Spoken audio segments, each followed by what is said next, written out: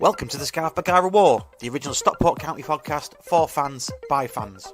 Whether you've been supporting County for years, are exiled or are just getting started, we've got you covered. And here's what you can expect. We'll bring you 2 shows a week, starting on a Monday with our Courtyard Club call, dropping at 1 PM. Opinions while we're at the match, tactical breakdowns, player insights and more. On Wednesdays, it's our live 8 PM show on YouTube. Lively discussions, opposition previews and exclusive fan guests. We've got Patreon specials. Become a member of our Patreon subscription for £3 a month and you can unlock exclusive content. Members get access to special guest episodes, ad-free shows and monthly giveaways. Not forgetting, we've been at this since 2015 and are the original County Fans podcast. Find us on your favourite platform, Apple Podcasts, Spotify and wherever else you can get your podcasts. Go to scarfbergarawar.co.uk to find out more. And subscribe now to never miss any content.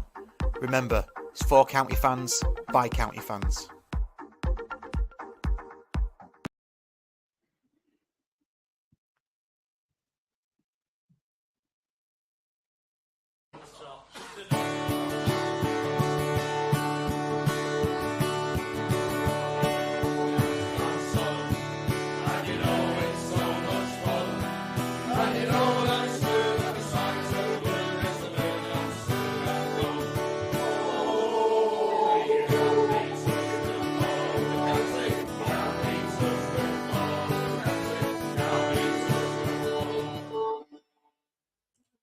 In the way, battling, having got in way of the attempted clearance. Jim Gannon. Oh, great flick of Alan Armstrong. Oh, what a beauty! Oh, what a beauty! Piece against Bradford, but here's Warburton! Yes! Oh! And trying to manufacture the shot, gets it away, yeah! Not got it clear. Gleeson! It's a cracker!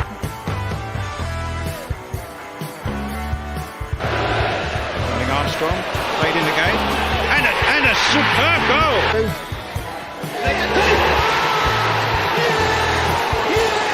Tony Dinny. Stockport County are the champions of League Two.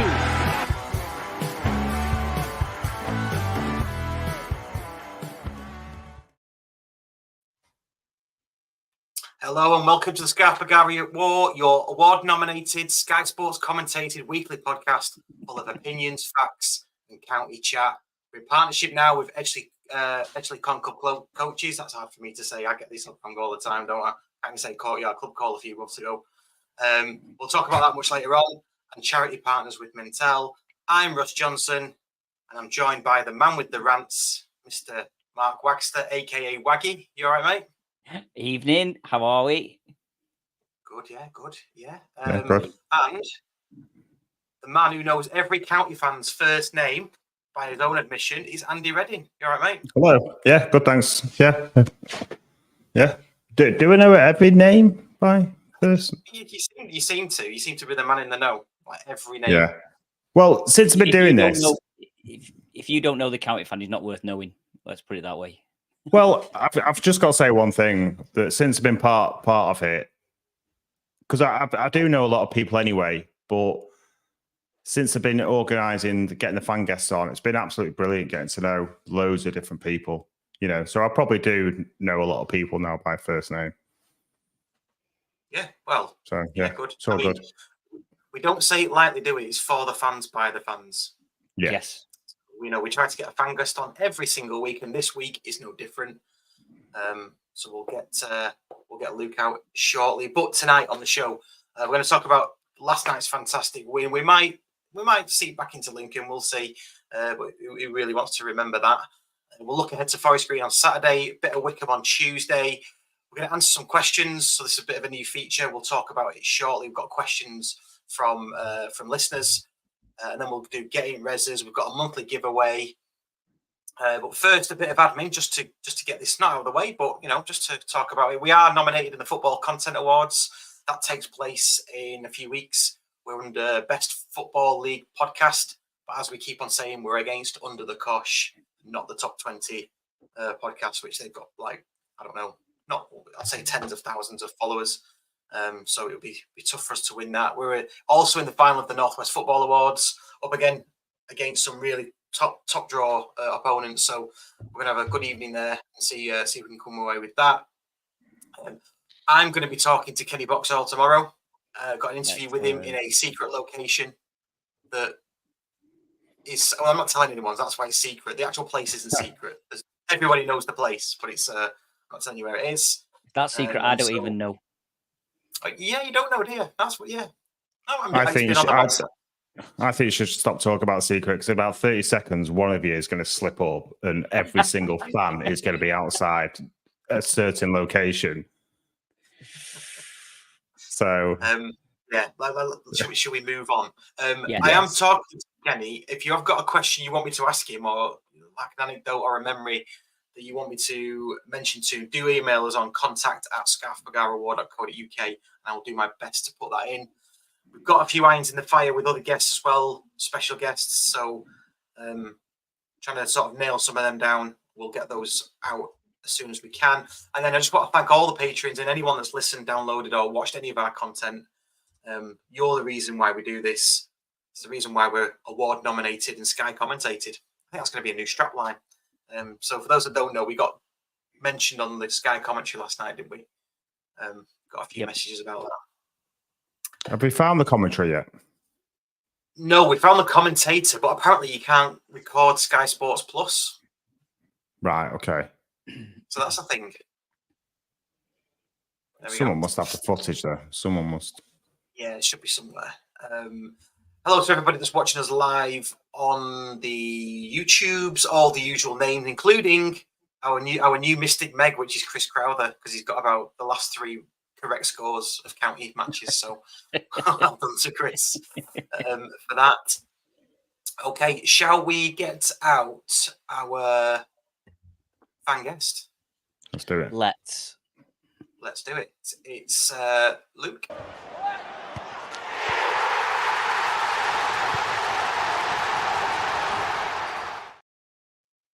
Hello. How's it going? Hello. All right. How are you? Hello. Well, I feel pretty damn good after last night. I was miserable on Sunday, and I'm happy on Wednesday. Nice. Hopefully that's not a pattern for the rest of the season. Yeah, it could be very up and down, particularly if we finish mid-table. Oh. Okay, we'll ask you your debut question, because it is your debut, isn't it? Not been on before. So, when was your first game? I don't know, but I know my second game. All right. That's almost as good. It was 29th of August, 1995. We beat Swansea 2-0 at home. And the reason I know it was the second game is because the Cheadle end had just been built. And the first game, I remember it wasn't there. But I don't know what that bloody game was. So basically, over the summer, the Cheadle end was built. And that's when I went to my second game. Right. Wow. Excellent. I think I don't remember the game, but I remember it being. I remember that time. I remember it being a routine 2-0 win, and Swansea weren't as they weren't like they are now. They were in division. They were in the lower reaches, weren't they, all the time? I think they made it to the 3rd tier, and they were in the 4th tier before that for quite some time. So they weren't the sort of the powerhouse they were now. I remember it being a bit of a routine 2-0 win, sort of expected at the time. Right, and how old were you then? I know you shouldn't ask a man his age, but I was 5. So I was nodding along going, yeah, they did struggle that season, but I don't have a clue. Not a clue. But in my head, we're their level. We're a similar sized club. I don't think that's quite true anymore. But from the early 90s, obviously, that's been set in my head. Yeah, football does that to you, doesn't it? I remember Fulham. I'm going to show my age now, and Andy and Waggie are probably the same. Fulham, Hull, Cardiff, all being in the bottom division, and thinking, well, Brentford as well, and they're sort of right now. Yeah. I remember Fulham coming through, rising up, and it was just like, just season after season, wasn't it? And then all of a sudden, like top flight, it was like, wow. It's nice to see, though. It is nice to see. Yeah, it's great because they've got a ground similar size to us, really. It's not that much bigger. and soon they'll be very similar in size. Yeah, absolutely. Yeah. Absolutely. Favorite game you've been to? Recency bias, but Notts County away last year. That was just fun. Yeah. The game was fun. The night was fun. Hooters was fun. You know, the whole Nottingham deal. We only went for the wings, though. We only went for the chicken wings. Yeah. It's funny because it's a very family-friendly place, isn't it? And when you go, there's families there, isn't there? It's like it's not, but yeah, bit of a weird one that. I'm sorry, sir. There's a 60-minute wait for your food. Oh, that's a shame. I'll have another picture. You can do it longer if you want. I'm not in any hurry, you know. Yeah. Nice one, good choice. Favorite goal? You've got to have seen it. I think you've got to have seen it live. I think that's probably where we're aiming towards on this. Ash Williams away at Rochdale. Yes. 06-07, which I was directly behind it, in line with it going to the top corner. And I think it counts as a thunder bastard, doesn't it? Because it was still going up as it hit the back of the net. Yeah. Nice. Wonderful goal. Wonderful It goal. was a wonderful goal. Do you not think, when you look back on that goal, do you think that it appears slower? It felt it was like it was fast at the time. It was like, bloody hell, he's bang that in. But when you watch it slow, he sort of drifts it in more, doesn't he, from a long way out? I watched it today. You're absolutely right. But I think football's just faster these days. Maybe that's what it is. Yeah, maybe. No, good choice. We've not had that one before. My memory's bad, but I'm pretty sure we've not had that one before. And then your favourite player, you can have a past and a present, or you can just have whatever you want, really. It's got to be Luke Beckett for the name, for starters. Oh yeah. You had John Kieran on, didn't you, recently? And I think he named him his favourite player. And I think what added to his legend was that he just started working in Sainsbury's after he left football. It's a normal bloke. Like that. I like that. I met him a couple of times and he was a lovely fella. Excellent. Yeah. Well, John Kieran, sorry, Russ. John Kieran was saying that, you know, there's he just like kind of washed his hands with it. And it seems there is a few players. I'm not going to name the player, but I've been speaking to one this week, and he's basically again just kind of washed his hands with football since leaving, sort of thing. So there must be a few out there that just decide it's not for me anymore. But yeah, It's just a job to some people, isn't it? They're just good at it. Yeah. He's one of them. That's like Ben White is the most high profile at the moment, isn't he? Where he says he doesn't even like football, doesn't watch it, doesn't like it, but plays at an international level. He doesn't play for England. Well, he doesn't. His level is international. When he wants to. When he can be asked, Yeah, good stuff. Right, well, welcome aboard. Chip in throughout the show.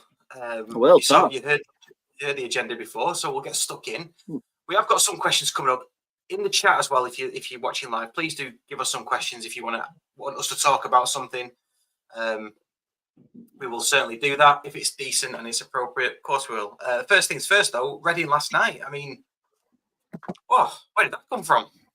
I was like, where did that come from? I think we were all as optimistic as I normally am. I was thinking it was possibly going to be a draw. Maybe we could sneak a win.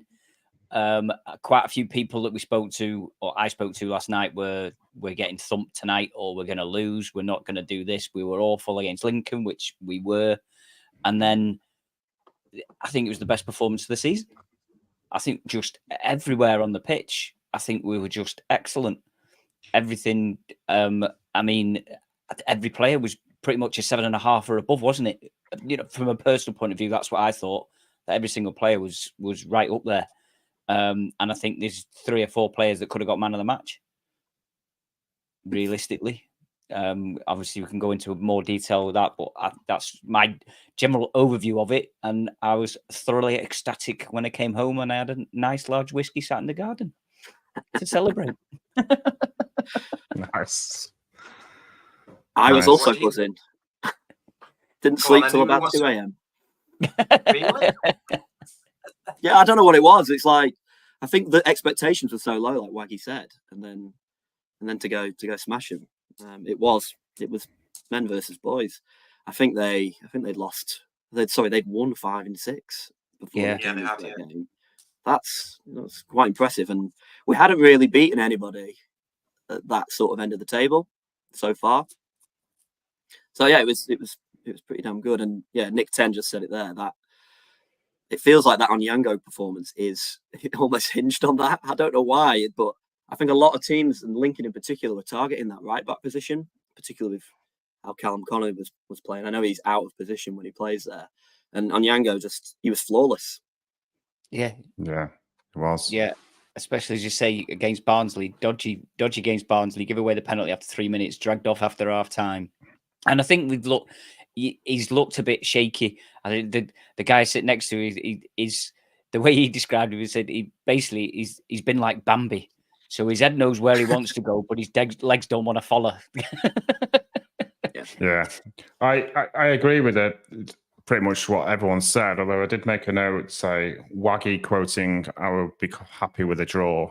That's not gone down well with me, to be honest. Because if anyone doesn't know that me and Waggie are probably the most two optimistic County fans there is, I've got video footage of me saying we'll get this 3-1. But yeah, it's so 4-1 was above what I thought, because it was. I know previously it's not been clicking. That's all it is, and it's been a lot of our errors that have cost us, goals that we've conceded. So I can happily take being carved open by a good side, but I generally don't think anyone has. We've played some good teams that have played some good football, but a lot of the goals we've conceded have been from our own mistakes. So I did believe that it would only be a matter of time until it clicked. And last night it just clicked at the perfect time. It really did. Yeah. Last night's goal conceded, though, was a mistake as well. Yeah, you know, it was. There were 2 errors that I could see. Barry didn't challenge properly, and Fiorini seemed to lose his man. And he was a person assisted. So we gave him a goal. Highlights. Yeah, if you watch the highlights, the Fiorini, he just watches the player go past him. It's like, whoa, but you can allow for mistakes like that, because then Fiorini had a great game, so yeah. It seemed to look a lot more balanced, didn't it, with Fiorini playing sort of that left centre mid. It seemed to him, Torre and Barry. Yeah, it seemed to like link up a bit better. I think as well, we got a lot more shots on target than we have done. Yeah. I mean, I know Lincoln was a complete whitewash, but before that, we've been creating big chances, but not getting them on target and stuff. And we pulled, their keeper had 3 or 4 really decent saves, didn't he? So it was good to get. Well, according to FOTMob, we had 16 shots and 9 of them were on target, and 1 of them was blocked. So that's good to start getting chances, actually getting them on target. And we've had 11 in total in the last 4 games. Right. Yeah. Combined. And that's the most we've had on target since Bristol Rovers in a match. Look at all these people doing research, Andy. Wow. Well, to be fair, I've got my own research here, but everyone keeps nicking it. So, interesting as well. What I looked at this week was, and it just flashed up on X, and I like my XG. I think it does tell a story. The XG before last night's game, if you take XG into account, we're actually 3rd in the table. If you got the goals that we should have scored based on what we've scored, and then you add on to that last night's game. I'm just doing a quick search. Apart from Bristol Rovers, was the highest XG we've had, which was 2.12. So I think we are creating chances. We are creating good chances. We just until last night, we're not putting them away. I think that's the crux of it. And on the eye as well, aesthetically, you can see that we're not doing too bad. Okay, I think we're talking ourselves into bad games almost. Like I say, one mistake in, 2 mistakes creep in, and then you start to go, oh shit, things are going against us. Did you feel that was going to be the same last night? Sorry, did you feel that was going to be the same last night when they scored, when it went to 1-1? Yes, yeah. I think everybody did, didn't they? I mean, come on, No. I didn't. No, right. Just going back a second. We've just been making just individual errors, even up top as well. You know, so going for these glory goals and things. That fourth goal summed up us playing smarter up front. It was just such a well-worked team goal, and everybody, you know, loads of different people played the part, and it was just summed up that we were just being smarter and more clinical with our choices up top. But even when we were still on top, weren't we? Even when we conceded, it was just an error. And I just kept saying to Ian, go on, sorry, Luke. I just thought we looked a bit shaken, I thought, after they scored. But it was for about 5 minutes. And in other games, it's been a lot longer than that. Yeah, fair enough. Maybe my optimism, you know, clouds proper judgment. I think we were a lot better all over the pitch. We looked more dynamic all over the pitch. I think Bate had a rocket put up his arse because he got dragged off, didn't he, against Lincoln? And last night he was getting the ball on the half turn almost all the time and looking forward. He was already looking forward, and as you say, everybody seems to have the decision making better. But as soon as Bates started doing that, everybody else, there seemed to be a lot more movement up front. You know what I mean? When we played Northampton, Bate would get the ball, or Powell would get the ball in the middle, you know, just in the middle of our half, and it'd be like mannequins almost, wouldn't it? Whereas last night, people were moving and pulling defenders here, there, and everywhere. So even the decision, and I think we stepped it up, the speed of things. I think we've been quite lethargic, haven't we? We seem to speed it up, going out to the centre backs and then playing it around. You know, not just like dink. It was ping, ping, ping, ping, trying to pull players out, and because they were doing quite a high press, and I think we played around that high press quite well. Yeah, that played out from the back. You could see the patterns of play, couldn't you? I mean, it's easy to say that when you sat behind it, but there was definitely Corey Adai going out to Onjyango, either coming back to Corey Adai, Horse falling to Pine, to Torre, inside to Collar, out to Barry.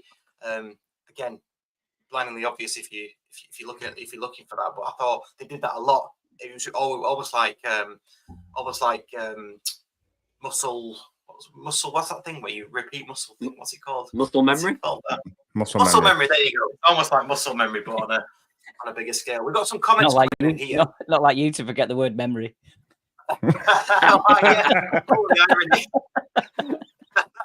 Forgetting the word memory. I like that. That's the podcast title. Ian Dowden, we spoke to him last night. He said, how much was last night down to Reading being crap? They've only won one on the road all season. And then our roving blogger, JK, comes back in and says, well, yeah, but they've won 5 out of the last 6. So discuss, Luke, was it Reading being crap, or were we dead good? Or was it a bit of both? Well, it's a bit of both, but we haven't talked about how poor Reading were. I text my mate, he's a Reading fan. He just said we look goosed. We look like we're running on fumes from about 60 minutes onwards, and they pressed really quite well in the first half, but we did a good job of breaking it. But after 60 minutes, they weren't getting into it. No way. And you know, they had a 16-year-old at left back who was pretty good, to be fair, but he gave away a penalty. Yeah. They just looked. They're a young team, and they're young for the reasons. I don't know how much everybody knows about it, but obviously the Die Young ownership situation is pretty dire, and they're taking tired players off and putting on kids for even younger kids. So when we went in 2-1 at half time, I felt quite confident. Yeah, I'll be honest with you. I don't care. The win was. I don't care whether it was them playing crap or us playing brilliant, or like you said, Russ, a little bit of both. The win is what we needed. It was the good win. It was a good performance. And regardless, you can only beat what's in front of you. Yeah. And we did that very, very nicely. Yeah, that's still true. Both could be true. They are true. Yeah, in my opinion. There was some infighting, wasn't there, from their perspective? As soon as I saw that, I thought, they're not getting back into this now. Once they start arguing with each other, then you can't. Yeah. For me, all bets are off then. And so standout performers then. Okay, we've already mentioned Onjyango. I think he was most people's man of the match. Bate got it from a sponsor's perspective. Again, can't really argue with that either. Who else stood out for you, Andy? I'm going to keep mentioning him until he doesn't, but Torre, he's just stepped up massively. And DC has mentioned it in his post and pre-match interviews that, unsettled last season, that sort of thing. He's just stepping up every game. He made a tackle last night and it was like, oh, yes. And he's just getting better and better every game. He will make mistakes. They will all make mistakes. But he does compliment Barry as well. He definitely does compliment, and vice versa. They're definitely pushing each other. And so Torre, and I've got to say, from being out for nearly 2 months to putting in a load of comments about this player, to come in and put in a performance like that, Will Collar take a bow. That was just absolute brilliant. Yeah. He was fantastic. Yeah, he was. Yeah. He seemed to get that connection quite well, didn't he, between the midfield and the attack. I think he linked up, coming deep, dropping back, going forward and stuff like that. I think we sort of mentioned before, Fiorini. I thought that's his best game that he's had in a county shirt. Yeah. Every single one. there was 3 or 4 that pretty much anyone that we've mentioned there could easily have got man of the match for me. And strangely, on FOTMob, we've not actually really mentioned him at all. They give it to Barry. He got 9 out of 10. He got 9 out of 10 because he scored 2 goals. Yeah.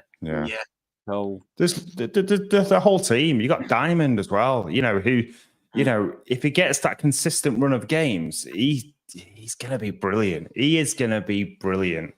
You could sense that I'm excited, He's back up to full level, isn't it? Yeah. Back to the recharge now, Andy. Yes, definitely so. Yeah. I think on the Torre point, I was more than happy for him to go in the summer. Yeah. And I was wrong. I think it was after the Crawley game last season when he gave away the ball. I was happy never to see him again. He's completely proved me wrong. He's been so solid. And someone made the point on the Stockport County subreddit, which I recommend anyone visit. There's only about 30 people there, but they're all really into county. Someone made the point that if you're a right back and you're having to worry about Barry all day, it gives Torre the freedom to do a little bit more. Yeah. And I think we're seeing that. Yeah. And he's solid defensively to add to that as well. I think you're definitely looking at him. He's starting to know that he can go beyond Barry now, hasn't he? I think you're starting to see that. Whereas beginning of the season, he wouldn't go past Barry. He still held that defensive position, didn't he? Whereas now, as you say, he does seem to be wanting to get past him and put crosses in. I think he seemed to be a bit reluctant at the beginning of the season, but I think everybody. I don't think anybody would have said that Torre would be up there as pretty much man of the match for pretty much every game that we've had so far this season. No, and it was liable. And it was no secret last season. I was his biggest critic. I said it pretty much every show, I think, I winced every time that his name was mentioned. But I will happily hold my hands up. He is being brilliant this season. There was when he brought the ball down with the side of his foot. I think it was halfway through the second half, wasn't it? It got pinged to him and he just brought it down, but he didn't just bring it down and drop it to the floor. He dropped it in front of him so he could run onto it. I was like, who's that? It was over his head as well, was it? It was over his head. It was. Yeah. That is confidence. Yeah, that is definitely. You definitely would have seen him doing that last year. Fair play for Dave Challoner. He backed him. He kept playing him. Obviously, kept him. I think Challoner's made a couple of wrong decisions in the last couple of days that we might get onto. But the Torre decision, he's 100% correct on that. But again, he did sort of held his hands up last year, didn't he? Saying that he didn't ruin Torre, but he played him out of position, trying to play him as a left centre back and this, that, and the other. I think that made a lot of difference. I used to say he does. He definitely looks like he's more of a confident. He's needs the confidence to be able to play like that, and he's definitely got that in spades now. Do you think, just a quick question on confidence, do you think that is or should be a thing with maybe grown men who are professionals at their job? Well, it shouldn't, but it does do. If you're confident and if you're getting good feedback, or if you're seeing that you're doing a good job, then it lifts you, doesn't it? So it sort of spurs you on a bit. So I think, yeah, definitely it shouldn't do, but it does. And I think it certainly does, even in my job. And I know I'm not a professional footballer in front of 10,000 fans, but if you're doing a good job and you get recognised for doing that, even if it's just a nice one, you've done well there, then it's like, oh, excellent, cheers for that. So you just, sometimes it just gives you that little lift. So yeah, definitely. Yeah, we're all different. I'm a confidence person. I like a bit of praise, a lot of praise now and again. Russ, wink, wink. But it's nice. It's nice to get. And if you're not a very confident person and you are getting that boost or a thumbs up, then it's nice. It is nice. So I think they're only human. Footballers are only human. The other thing is they're working people. Particularly in League Two and National League. The average pay in National League is 48k. In League Two, it's 80k. In League One, to be fair, they're making six figures, but they need an income. They're working for an income to pay the mortgage, just like we are. And the pressure that's on the shoulders as well. By fans, by us as fans, we do put that pressure on them because we want them to do well and we want the team to do well. So yeah, it's nice to get that confidence. Definitely. Yeah, absolutely. Anything more to say on Reading before we move on? Because we've got a packed show, we've got loads to get through. There was one thing. Go on, Luke. Did you see number 27 for them get taken off at the end? And then yes, but I'm not going to talk about that at the minute. Okay. Oh yeah. No. Number 27. No. Oh no. I think I know why Waggie doesn't want to talk about it until later. Am I right? Yeah, he's going in the reses, basically. Right. Okay. He's going in the reses, and I will give you my full explanation of why that is. Explanation. You spelled rants wrong.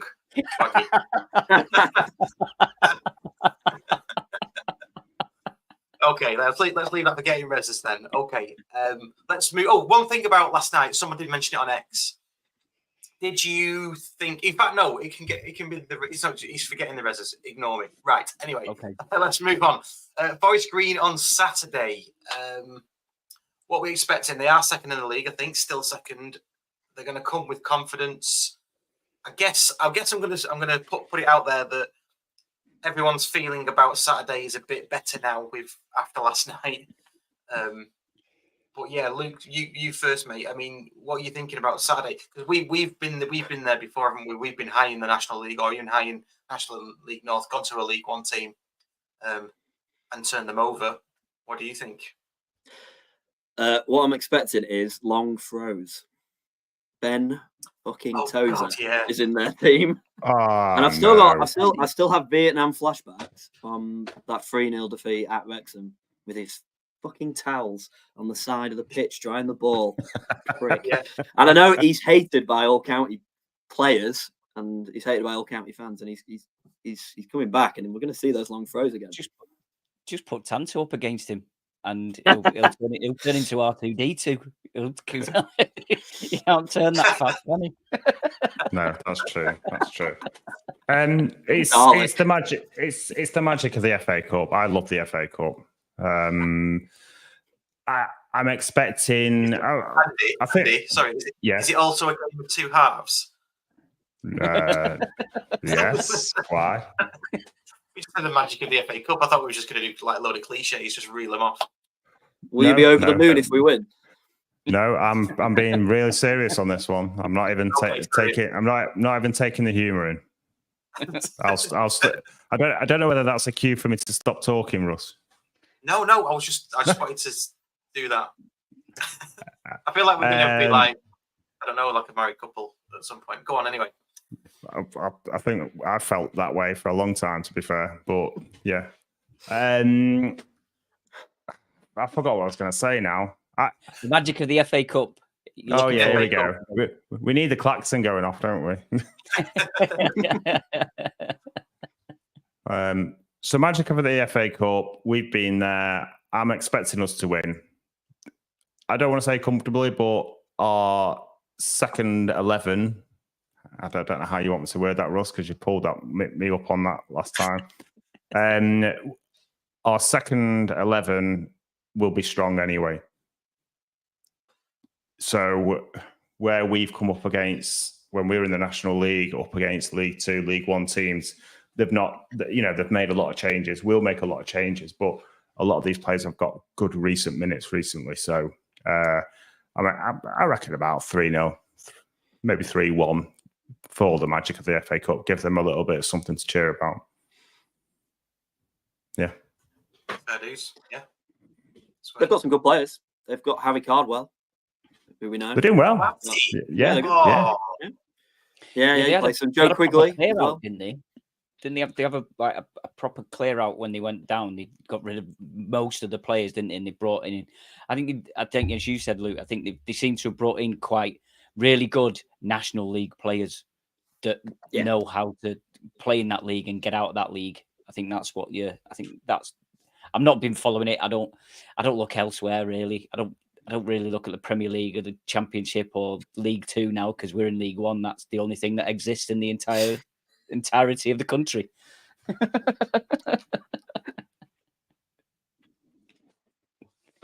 Yeah. It's strange for it to be like flipped the other way around now, isn't it? As you say, 3 seasons ago we were Forest Green. We were riding high and pushing League Two, League One teams. We had meat in the pies, though. Get out. Yeah, it's a very good point. It's a very good point. We did. I wonder if they'll fly up for it. Do you reckon they'll fly up for it? It was their chairman once it was. It was their chairman, yes. Yeah, Dale Vince. The boarding a flight that was going anyway. Yeah. Yeah, it was him. Yeah, the one that wants to build a wooden stadium. Yeah. But so yeah, just on Forest Green. Then you mentioned Harry Cardwell, who has the best looking hair and probably face in the top 5 divisions. You mentioned somebody else as well. Who was the other one? Quigley. It was not Scott Quigley, is it? Joe Quigley. He used to play Joe Quigley. Oh, okay, right. But and they've got Ryan Innes. They've basically got a lot. Oh yeah, I remember him. Yeah. I think they're all over 6'4". So there's going to be long throws. There's going to be set pieces. There's going to be crosses, and let's hope Onjyango. It'll be a different test for us, won't it? I'm not going to sit here on this podcast and say like some Reading podcast did over the weekend or certainly on Sunday or Monday. Final. It's their cup final, and if they do win, it'll be because they were really plucky. I think. Wait, someone said that about us. Yeah, kind of in a roundabout way. Thanks to Ian Dowden for pointing that out to me. I had to listen to that today. It was a very much. It's almost like they didn't know that we were Football League before 2012, basically. But yeah, Forest Green. I think we've got to be professional, haven't we? And that's coming from a footballing perspective, and from a fan perspective, I don't think we can expect it just to be a rollover. It's going to be harder than we think. Yeah, but I think it's a good test, isn't it? As I suppose carrying on with those cliches, but Challinor, is getting legs. He's getting minutes into legs, isn't it? He's getting players that are coming back, players that need to play. I think as Andy said, our second 11 is still a good enough 11. I'd probably say to compete in League One, let alone National League and stuff like that. So I think we've got enough about us, and Challinor won't expect, he's not going to say, oh yeah, it's only National League. It's only Forest Green from the National League. We'll pump these, sit there, have an ice cream at half-time, lads, whatever, just take it easy. He's going to want professional, and he'll want those players to say, I want to play against Wickham. which is what he says all the time, isn't it? You're given the opportunity, and I want you to prove that you need to be in the team, or I can't drop you. So I think it will be professional. Yeah, Yeah, do you think, I agree. Do you think he'll be playing Ben? Because that's essentially he's essentially the keeper in our second 11, isn't he? I think Ben. I think Ben will play on Saturday, and I suppose if we are going to start talking about that, I have a feeling. Just stop there before we carry on. Should we move on to the questions? I mean, anything to say about Wickham on Tuesday? It's a bit far out in it, and we've got Forest Green. Although Wickham is going to be a really tough match. I think we've got Bolton after that as well, haven't we? So the games are coming thick and fast now. I feel a lot better now. We sort of completely played Reading off the park, which I wasn't expecting. I think. Oh, go on. Sorry. No, go on. No, just go into the Wickham one. I think we'll win 2-1. That's all I'll say, and then I'll shut up. Okay. On brand. I like it. Onto the questions then. So what we're going to do each week, we're going to put it out earlier than the actual show itself on a Wednesday. Obviously, we'll get some questions, but we'll put out. Give us your questions that you want us to answer live on the show, and we'll do it. Audio listeners or YouTube listeners or watchers, anybody can put these in. Send them to us at contact@bergara.co.uk or DM us or message us, whatever. We'll pull them together. Any topic or sort of critical question you want us to answer. We actually did this, and we had this idea because we're in partnership with the Edgeley Con Cup. Fucking hell. This is going to take months. This. It's going to take months, mate, honestly. The Courtyard Cup call in collaboration with Edgeley Con Cup coaches. I love it. Anyway, I love it. Too many C's. Too many C's. I know. Get it on your screen. Can't you have a coach that drives the actual slogan across the screen? Ooh. Yeah, well, give me a chance to do something, Andy. Yeah, I tell you what. Let's learn how to say it first, and then there you go. Yeah, then we'll move on to that. Anyway, we were talking with Steve from the Edgeley Con Club coaches, and he mentioned about getting people to sort of put the questions in. So we thought we'd do it. So we've got some questions from the coach. So these are questions from the coach. The first question, and I'm going to ask: Are these questions on the way to the game or on the way back? I think a bit of both. A bit of both. So the first question is, and this is it's to all of you, but I'm going to start with Luke. The first question is: Adai or Hinchliffe? I'm Team Corey, but I think Ben. There's an argument to be made that Ben is our greatest ever player, genuinely. In terms of what he's achieved, his connection with the fans, he should have a stand named after him, and hopefully he will do soon. But Challoner just keeps talking about playing out from the back, and as much as I love Ben, he doesn't. That's not one of his skill sets. For the tactics that Challoner wants to play, Adai is better suited for it. Okay, I'll ask you a subplot question then, because you mentioned earlier 2 criticisms of Charlie. Was that one of them? Talk us through the 2 criticisms of Charlie, because I feel like one of them. Yeah, we were talking about the goalkeeper thing at the time, weren't we? I think is that linked to we were talking about the same thing. Yeah, that is one of them. I don't think he should have taken him off against Lincoln, and I don't think he should have taken Bate off. And in his, they're the 2 criticisms. To clear that up. And he mentioned it in his post-match interviews about emotions running high, and they struck me as quite emotional decisions. Personally, taking off your keeper, who was fine, I thought. He gave away the ball, but you're asking a League One goalkeeper to play out from the back. It is going to happen every now and again. And he took off his captain, who I thought probably didn't have an amazing game, but was fine. And maybe Challoner will turn around and go, well, I got a reaction out of both of them. He certainly got a reaction out of Bate. Do you think that was the master plan the whole time? But I didn't see it. He mentioned in his post-match about that is that he pretty much said that he could have took any of the 11 off. Yeah. Do you think that he did that to make a statement that it was his goalkeeper and his captain. And it's like, I'm taking these two off to show that I will take any of you off. That's in hindsight about how, what happened last night. That's the way I look at it now. Obviously, I didn't think it at the time. It was a bold decision to take a day off at half time. But as well, he said is that he's another person. He's a player that's on the pitch. So, and I know obviously goalkeepers union, these two, they'll probably not agree with me here, but he's the same as another player. If he's not playing well, or if he thinks he needs to be subbed, then why not take him off? Yeah, it's a good point. I didn't agree with it. For me, it was a case of, if you're going to make a statement, just ride the game out, and then swap him for the Reading game. In a way, I'm probably glad he didn't, because I still think Corey is the better keeper. But I do agree. If he's going to make a statement like that, take off your captain, take off your keeper, and then it'll fire the rest of the team up, and it did. So, in hindsight, it was the right decision. Sorry, Luke. No. I'm not sorry. I'm not. Don't apologise to me. It's obviously worked out well, but how much was it related to that particular decision he made?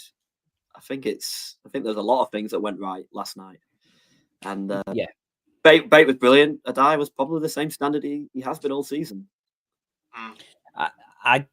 I don't know if Adai had been given almost specific instructions to not move outside of his 6-yard box, because there was one or two balls that came back. Horsfield a couple of times was like, your ball, and he didn't come to collect it. He wouldn't come out. And I don't know if he's had a bollocking for something that he did against Lincoln, or he's been doing in previous games, because he seemed very reluctant to move almost outside of his 6-yard box. There was a corner, wasn't there? There was a corner that went out for a corner, and he could have got there. Yeah, he could have got there, but he just seemed to be saying, you must stay in this place. Yeah. This is where you have to be. And I think that's what we saw different last night with the die.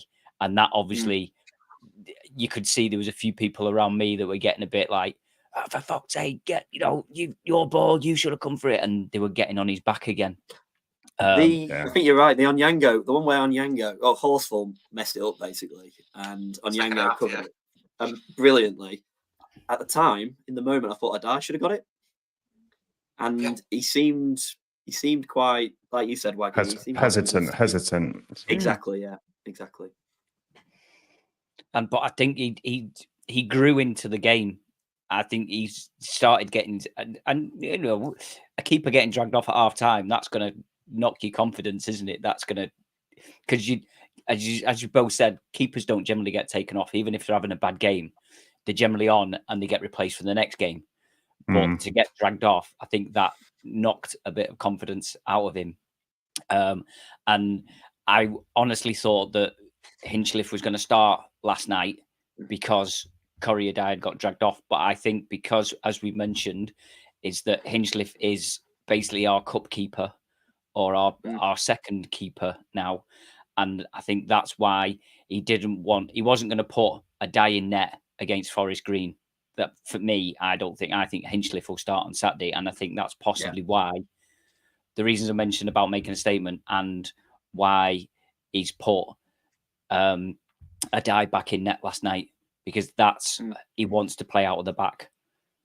And I'd say it isn't one of Ben's strengths.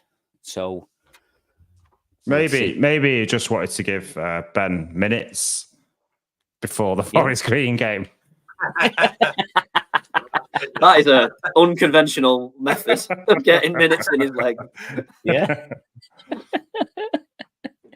Obviously, I'm joking. Well, actually, Russ, you're a goalkeeping coach, right? So I'd be keen for your opinion on that. I'd be keen for your opinion because, like, you mentioned, you asked the question about confidence before. It's like I would have thought that would knock a goalkeeper's confidence, being taken off at half time. And I know they're all weird. You know, goalkeepers are freaks, really. But so that explains a lot. No, I mean Andy's in the same boat as me because I think you was a keeper, weren't you, Andy? But yeah, I was. Yeah. They're not weird. I think they're just more intelligent than the outfield players. Higher plane. It's a higher plane. Yeah. No, but I don't know. I'm very much of you don't take if I was in net, you don't take me off because that would really shoot my confidence. I was always a confidence player anyway, so that wouldn't do me any good whatsoever. Yes, drop me for the next match. It kind of sends a confusing signals out, doesn't it? Conflicting signals for me. What I will say though is, I do think Corey Adai is the better all-round keeper, but there are some things that I wish he would do that Ben does, and every other keeper does. Like command. It doesn't look to me like he's even commanding his 6-yard box, let alone 18-yard box. And then you've got the 12 yards as well. He doesn't. There's no. I don't know. There's just nothing there. And that last night when that one did go out for a corner where he could have gone and he could have gone. I think if he'd have gone for it, he probably would have got it. Either he'd have easily got it.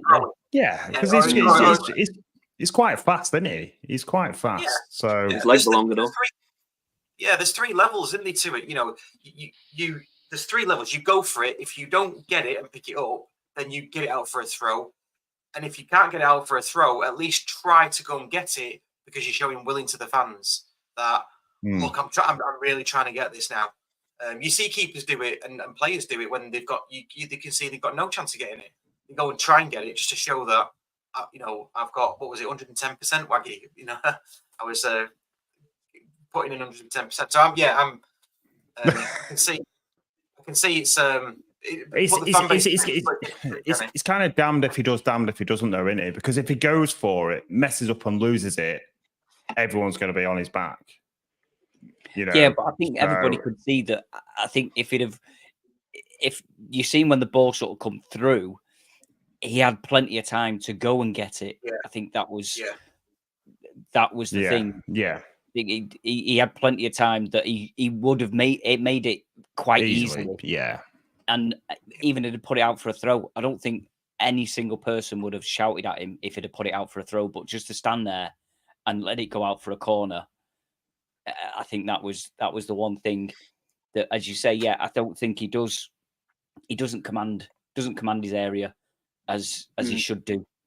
But he's a young keeper, isn't he? Maybe that's something that needs to be taught. Needs to be 27, put into right? He's 27. That's a young keeper, right? That's young. That's young for a keeper. Yeah. Yeah. Okay, let's move on because time's cracking on. I've actually got loads of questions, but I've only got time really for one more. I'm going to ask one that's probably not been asked before, actually. So let's go for this. We'll start with Waggie on this, I think. Challoner, he's got all the toys, but does he know how to use them? What type of toys has he got? Sorry. Where are you going with this, Russ? Is it? It's not after 9 o'clock yet.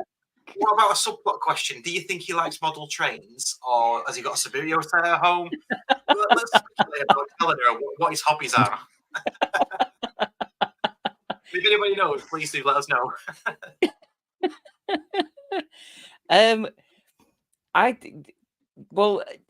It's his first ever season in League One.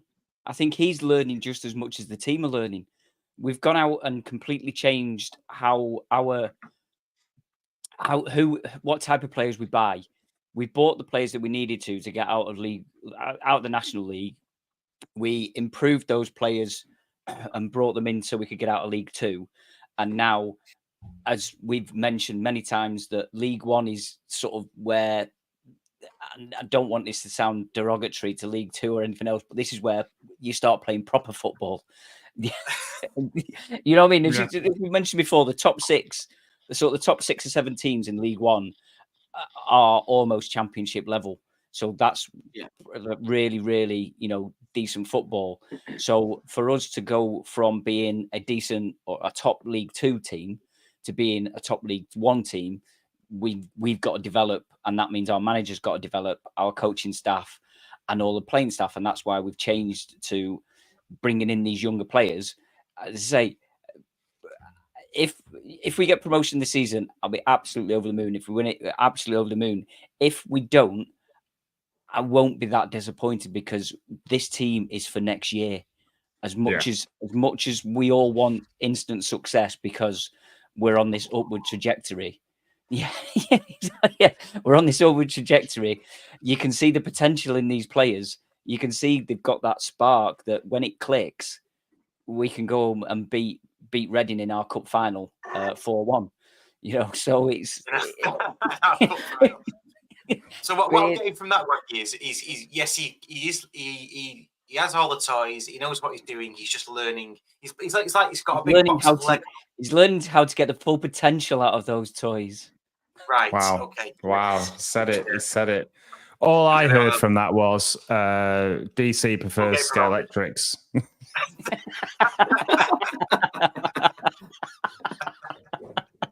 Thanks, Andy. You're welcome, mate. You're welcome. I wonder what his hobby is, though. I wonder, put in the comments or leave us a comment or a review of what you think Challoner's hobbies are. Be interesting that, because we did say back in the day. I don't know if anybody recognises this, but we did say back in the day that Scott Duxbury used to be in a brass band. That was his hobby. Of course, it was never true. We just ran with it. Oh, we didn't know it was true. Are you joking? I was like, I thought he was going to be like a bassoon player or something. I was excited. Right, I'm going to make it my mission to find out. I'm going to make it my mission to find out. Sorry to overtalk you, Waggie. What DC's actual hobby is. Okay. This should be fun. One last question then for you, Andy. From the listeners' questions, why does Kyle Wootton wear his bandage? Why did I get that one? You're the man in the know. Is it right that he's got some tattoo or something? I'm not sure. Or he keeps. I may have just heard this that he keeps getting something added to a certain tattoo on his arm or hand. That's what I've heard. That could be absolute bullshit. But I wonder. Like a Peter Cech thing. Pardon? Is it not like a Peter Cech thing? You know, when Peter Cech injured his head and he had to wear that rugby cap, even though he wasn't injured anymore, it didn't make a difference. He still wore it because he just felt it was part of his, like, almost his kit that he wore all the time. So, because, here you go, superstition. Fair enough. Chris is in the know because he's Mr. Predictor. Well, yeah. Even if it's not true, it's about to be true because Chris. It is about to be true. Yes. Wow, Chris has said it. I'm going with it. That's true. That's it. Absolutely. That's it. No, I just wonder if he's been to. I wonder if he's been to a club. You know, when they stamp you or they give you like I don't know, like a wristband. I wonder if he's done that and he just can't get it off. Like he might have been to Glastonbury and he's got loads of these things and just can't get it off. And the referee says, "No, you've got to wear an arm. You've got to wear something." Or maybe he's got them all on. And he's one of those people that won't take them off, so that's why he's got to bandage them up. Doesn't whip a defender in the eye when he's pushing them away.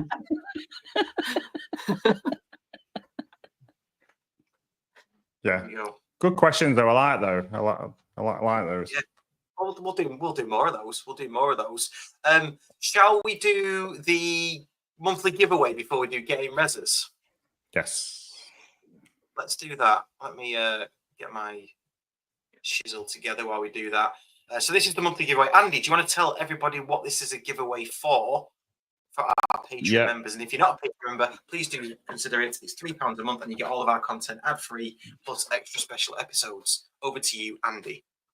So just before we do the draw, if you're not able to take advantage of the prize or donate them because it's Christmas is coming up, and the prize, I'll tell you, is in partnership with Edgeley Concord Coaches. There you go, Russ. That's how you say it.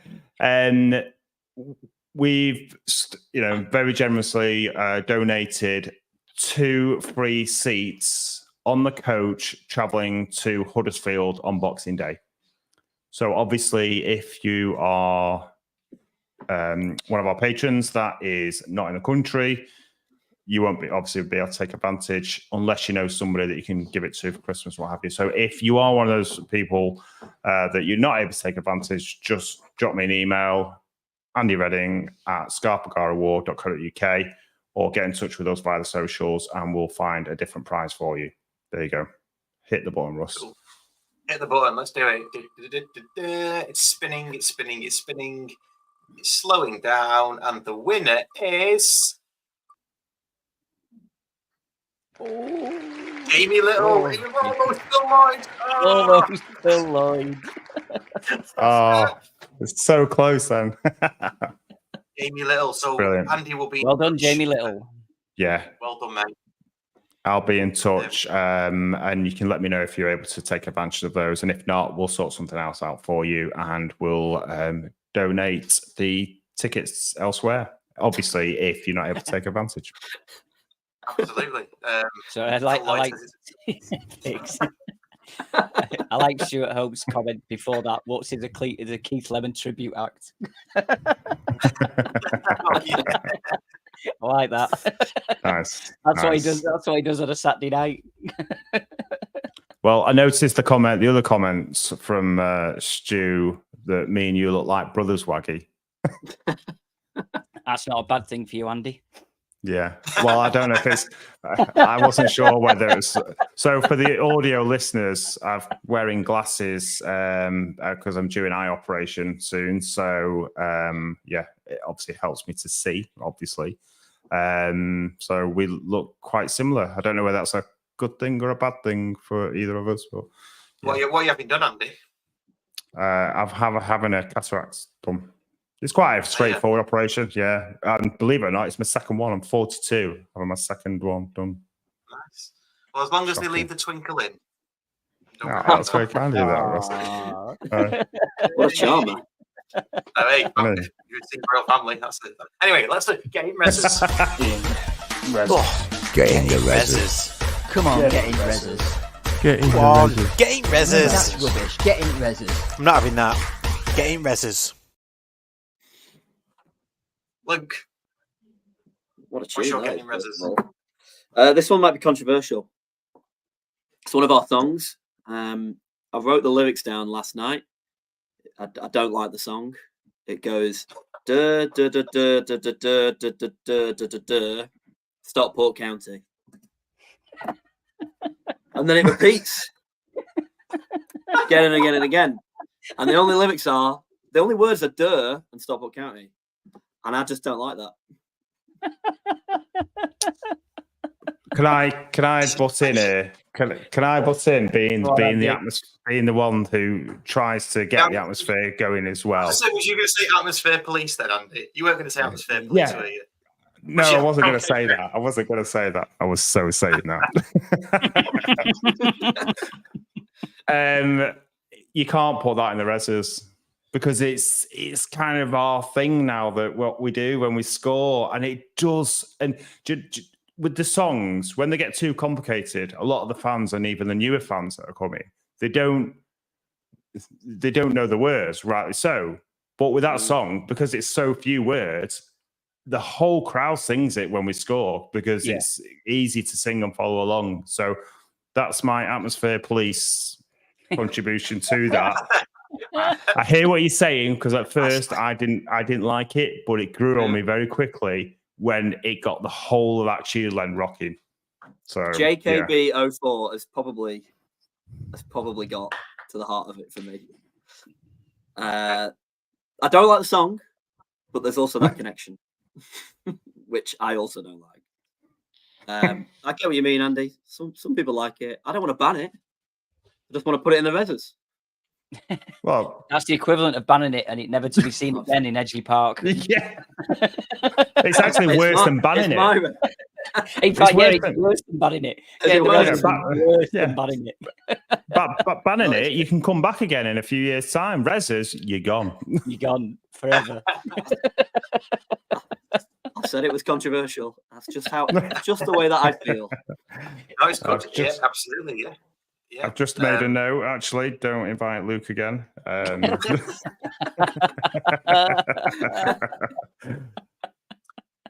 No, before we move on, no, it's a good one, but I don't think he's going in the reses.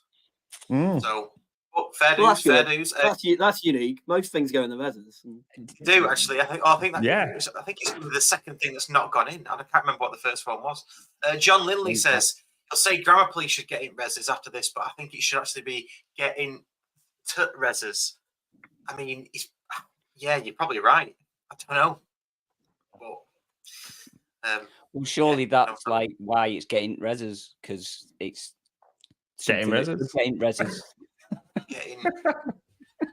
See, I thought it was getting. He's right. It's get in to reses, isn't it? Anyway, let's not dwell on that. Andy, what have you got for getting reses? Yeah, I don't have one. It seems to be a running theme with me that after the game, there's not really, especially after last night, I don't have anything to moan about. And it's widely known outside of county in our league, I don't really follow, Premiership or anything like that. So, but I do have one, and I don't want to seem like I'm going with a supermarket theme on my reses, because my last one was pepper packaging. But it's Warburton's toasty bread. Why don't they make it so it fits in the toaster of a normal toaster? Not one of these long ones, but in an average normal toaster, Warburton's toasty bread doesn't fit in. So you either have to put it in, and then when it's done a little bit, turn it round. Yeah. And it's like, just make the bread. And there is the argument, go and buy a toaster, that. Or like just go and buy toaster medium. Well, I don't want Warburton's medium because I want the thick stuff. Because we have a hang. On the grill. Warburton's medium doesn't get smaller, does it? It just gets thinner. Yeah. It's the size.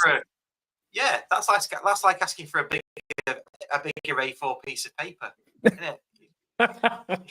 Yeah. So that's my thing. I'm kind of thinking, if I can't think of a football related one, I'm going down the supermarket route. Because the other one, take it the thing that most annoys you. Oh yeah, it's like the automatic self checkout machines. Now they can stay. It's the person that invented them. He was having a laugh. He thought of that would introduce into the program that would annoy the shit out of me. Yeah. So yeah, I'm going Warburton's toasty bread. Fair dues. I'm not sure if I can go because I quite like Warby's toasty bread. I like it as well. Luke, you're the Shirley Ballast now. You've got the deciding vote. Is it going in or not? I don't think so. No, I think it should be left on to bank, as Nick Tent. Someone's putting on to bank. Leave it on Moscow Road. You're definitely not coming back.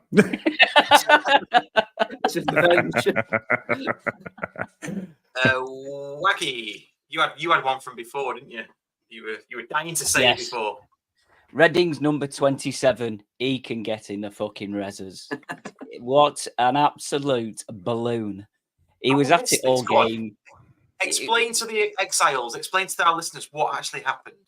Right. Well, he was an arse all game. He from what I remember, he was having every little decision. He was going up to the referee, he was speaking to the referee, having a go at him. And then there was it wasn't even a foul, just outside their 18-yard box, right at the corner of their 18-yard box. Our player, I think he walked past about 5 yards away from him, and he fell over, holding his ankle as if he'd been broken three different places. He was on the floor, writhing around. And when the referee came up to him and he's like, "Are you all right? I'll bring the trainers on. I'll bring the medical staff on." And he's like, No, I'll be all right. I'll be all right. He gets up and he's still rubbing his knee, rubbing his leg and sort of limping away. And because the ball was in their possession, which has already gone into the reses, the referee picks the ball up, walks over to the keeper and does a drop ball that nobody can actually do anything with. And the keeper picks it up again. And then he passes it out to where this guy's still holding his knee. And suddenly he stands up straight. He extends himself. He touches the ball and he runs like fucking Usain Bolt all the way through to our 18-yard box. I mean, I don't think Usain Bolt would have kept up with him. And he did that after he'd been like leg broken 3 times. And then after that, it came back to the Reading keeper. He passed it to him again, and he did exactly the same. What? And he was Take a breath, Waggie. Take a breath. Take a breath. Fucking ridiculous. And then I don't know if you noticed that he got substituted, and he went off on the pop side because that was the closest one to get the other player on, and then walked round in front of the Cheadle end. And obviously, all the little kids at the front were all having a go at him, having a dig at him. And apparently, I mean, I didn't see this, but somebody else who was sat near me said that he'd just give one of the little kids a tap, but then had pretty much a full blown argument with a grown man. But I think that grown man can probably go in the reses as well, because he was leaning over the audience and pointing at him and calling him a cheating fuck. It wasn't me, by the way. I sitting up at tier 3, so I wasn't close enough. So yeah, he was. You won't be able to reach over anyway, would you, Waggie? No. I'd get some steps or get a piggyback. Lego. That's a really good one. Yeah. So they're number 27. He could go in the reses with a couple of bricks round his ankles. Yeah, I am liking Nick 10's comment. Go Waggie. That was probably one of the best rants I've heard you say. Thank you. Well done. Perfect. Okay. That's what we pay the admission price for. Yes. There you go. Yeah, absolutely. Yeah, absolutely. Yeah, good stuff. Makes mine seem a bit insignificant now. I should have gone before you, Waggie. Yours should have been the end one, really. But my getting reses is it's definitely kind of both related, really. The brightness of the new advertising boards is just ridiculous. Now, somebody did tweet this, and I totally agree with them. It's almost like they said that they hardly saw Collar's goal last night because they were just too bright.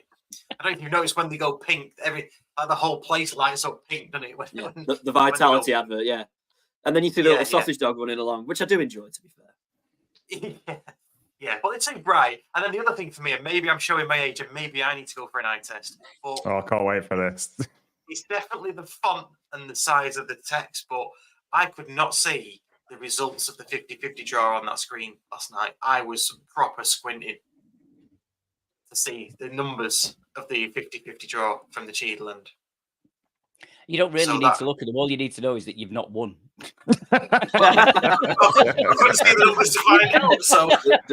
Does anyone ever win? I've never met anybody that's won.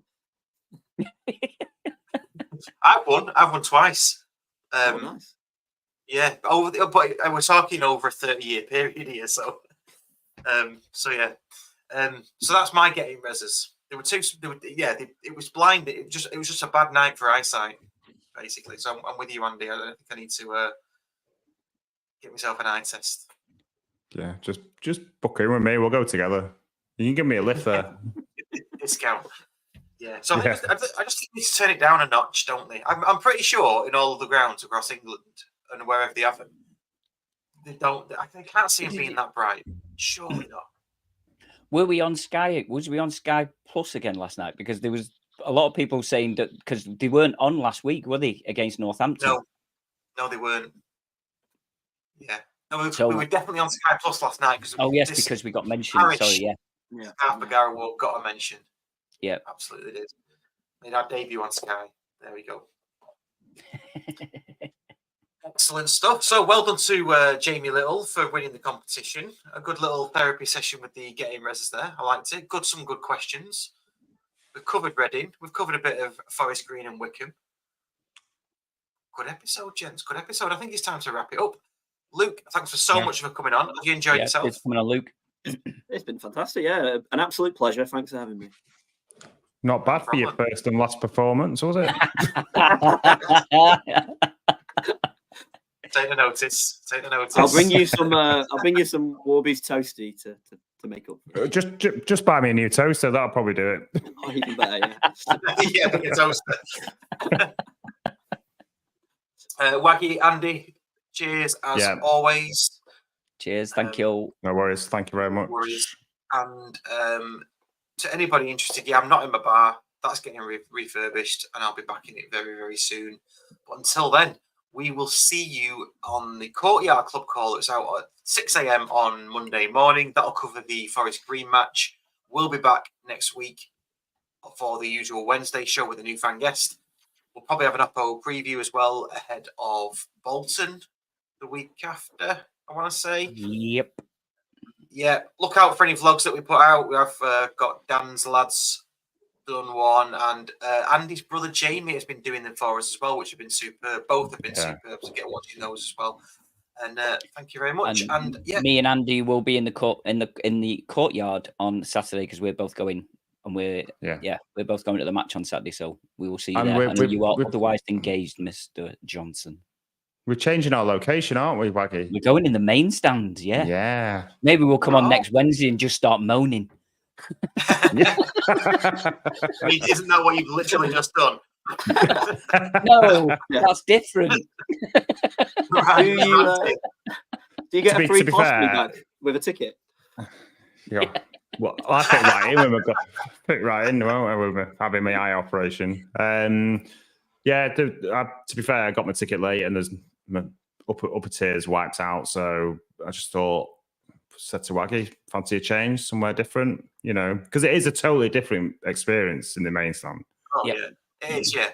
Don't forget, though, Courtyard will not be open, I don't think, and then you can't get beer in the main stand. So, I'll find. Yeah. Courtyard should be open, shouldn't it? For a Saturday game. No. There was a game, I'm sure there was a game where it wasn't open recently. That was a midweek, wasn't it? It was trophy. That was one of the trophy games, I think. Yeah, possibly. Yeah, maybe. We'll see. Anyway, enjoy your evenings. Everybody enjoy the weeks. See you soon. See you later. Cheers. Thank you. That's a wrap for this episode of the Scarf Bergara War. We hope you enjoyed the podcast. Remember, you can catch us every week on your favourite podcast platform, whether it's Spotify, Apple Podcasts, or Google Podcasts. And a huge thank you to all of our Patreon members. Your contributions help keep the show running to bring the content you love. If you'd like to support the podcast and get access to exclusive special guest episodes, ad-free podcasts, and a monthly giveaway, head over to patreon.com/the Scarf Bergara War. And don't forget to follow us on social media for updates, behind the scenes content, and more. You can find us on X, Facebook and Instagram, all at County Podcast. Lastly, if you enjoyed the show, please leave us a review and share it with your fellow County fans. Your feedback helps us improve and reach more listeners. Thanks for tuning in, and we'll see you next time on the Scarf Bergara War. Come on, County!